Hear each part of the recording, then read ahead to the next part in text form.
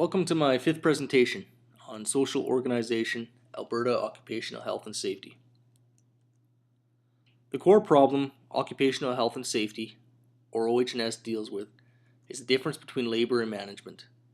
Management is completion focused and often forgets workforce labor's need for personal safety. There's not always been acts and regulations in place to protect workers. OH&S vision explains their purpose very well. Elimination of work-related illnesses and injuries. So how does OH&S improve workplace safety? They create and regulate acts, standards, regulations, guidelines, and codes. But they also outline the various rights and responsibilities of the various parties engaged in the workplace. OH&S defines worker rights as the right to participate joint health and safety meetings between management and worker representatives. There is evidence to support that employee participation has led to higher compliance rates.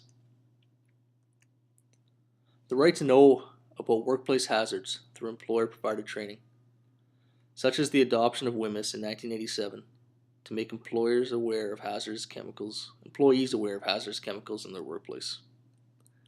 And the right to refuse any unsafe work without any fear of job security, which has been made possible by Act amendments in the 1980s.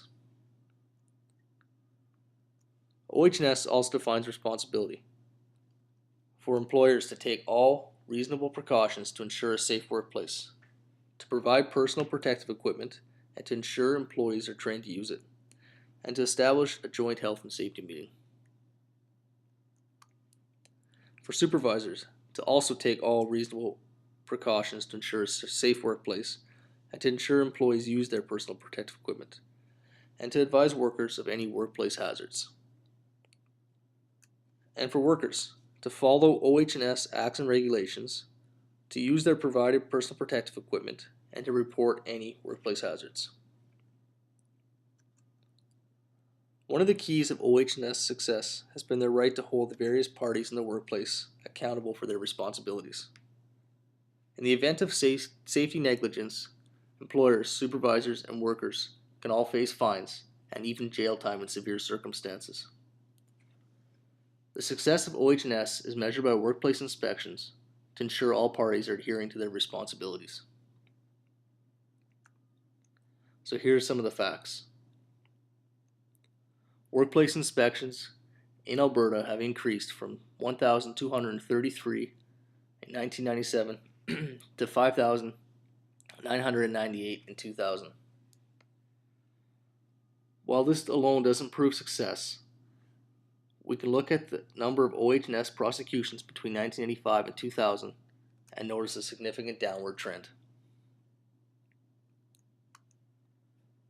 It's been found that for every 1% increase in OH&S inspections, workplace injuries have fallen at a rate between 0.2 and 0.3%. So what sort of changes are OH&S dealing with? Globalization is changing the workplace, and OH&S is being forced to adopt. Many people are transferring to non-standard work, such as part-time or self-employment, and the problem is the lack of fixed workplaces and defined employment relationships. A second problem OH&S is dealing with is the increase in service and white-collar jobs, which bring a new set of workplace hazards such as ergonomics, air quality, and workplace stress.